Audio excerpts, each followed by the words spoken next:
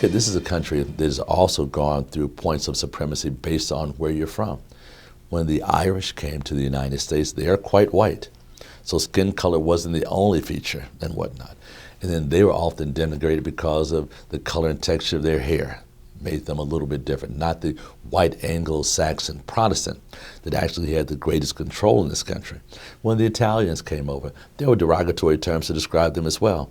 Most people would not describe them as being a person of color. They're considered white as well.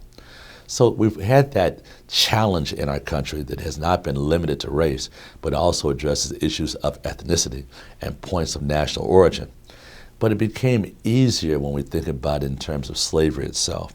If you go back and read some of the old documents that describe why we chose African Americans to be slaves in this country, one of the reasons was, first, they tried enslaving Native Americans.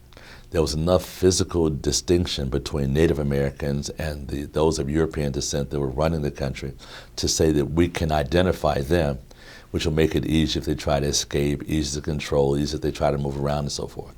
The challenge with Native Americans is they were also very, very familiar with the entire U.S. terrain. They were, after all, we're here first.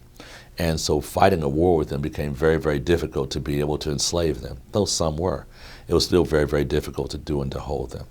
So it was determined that these people on this African continent can be imported into the country.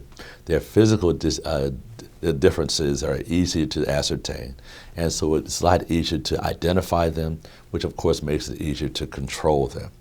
But again, that also meant we had to assign value to those characteristics. So then we had to say that, of course, they are less than human, which means that their hair texture is less than that would be valued by human beings. And after all, we are the human beings, those Europeans that were controlling the country at the time.